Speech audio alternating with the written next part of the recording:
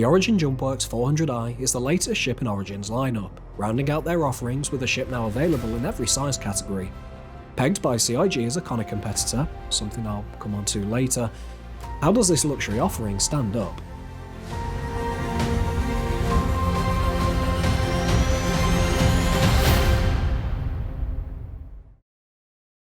Quantum travel initiated.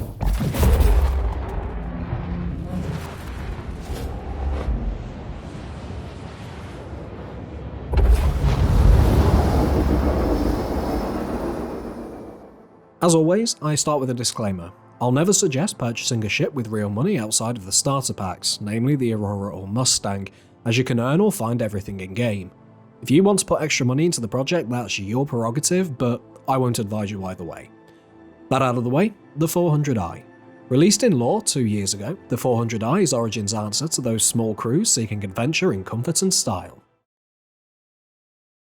The 400 sits alongside the Conny in that strange, large-medium class of ship, although most of that is the rather prominent nose and wings.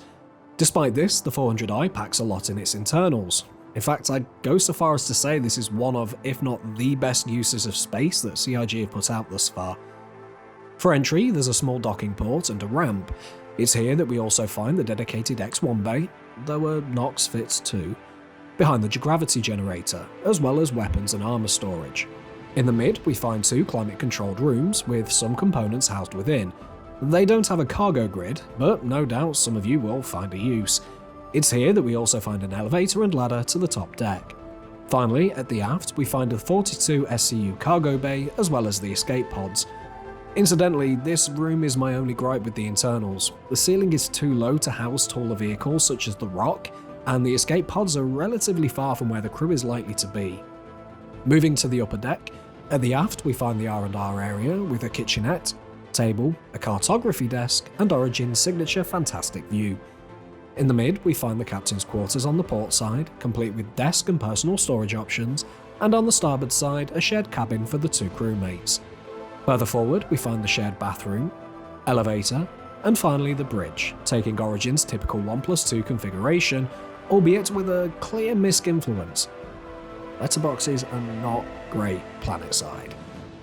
All of this ties together to offer a fairly substantial package, offering most everything anyone could ever need out in the black. Of course, that's all well and good until some unscrupulous bastards come along to ruin your day, wherein the 400i has a fairly decent loadout to put them in their place. With 2 size 4 mounts for the pilot, as well as 2 remote turrets sporting twin size 3s, the 400i can comfortably fend off anything smaller than itself. It does suffer with the typical Origin issue of placement, however. The dorsal turret is only of use in a defensive role due to its limited forward-firing arc. There is an empty spot higher up that would have served better. The ventral turret is a different story, with excellent sight lines in all directions. Survivability is also good, with a single size 3 shield generator allowing it to take a fair beating, and a decent HP pool if it drops. As for keeping those weapons on point, the 400 handles well for its size. With a pitch and yaw rate of 29 degrees per second, it's almost as quick to turn as the much smaller Freelancer series. Its roll rate does suffer, however, and it is slow to get going. Moving in a straight line, the 400i is class leading. With 4.8 G of forward thrust, the 400i reaches its excellent SCM speed of 185 in just under 4 seconds, and with 2.3 G of reverse thrust, it stops in a reasonable time too. In Atmo, the 400i is able to maintain a pretty good velocity thanks to its aerodynamic shape, with turning being better than average for a ship of its size. It's no fighter, but she'll move when she needs to. So, is there a place for the 400i? Whilst in a vacuum, pun intended, the 400i is an excellent exploration ship, there are some definite issues when considering that CIG pegged this as a conny competitor. First is the lack of cargo space. At only 42 SCU, it pales in comparison to the Aquila's 96, and its ability to carry larger vehicles. In combat, whilst they are equal in terms of defense, the conny vastly outguns the 400i. It does, however, win in terms of maneuverability and speed, as well as having a superior range.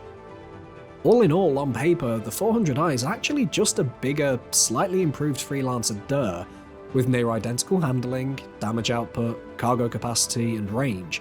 It's just nicer to be in, and can tank a few extra hits. And that's the biggest problem. At 6.3 million UEC, the 400i is already 1.3 million more expensive than the comparable Conny model, and a whopping 4.3 million more than the Durr, for less ship in the first instance, and little more beyond luxury in the second. So the question becomes, is comfort and style worth triple the price? And that's all on that. Let me know your thoughts on the 400i down below, and whilst there, remember to like, subscribe, etc, etc. And with that, I thank you for watching. I'll catch y'all next time.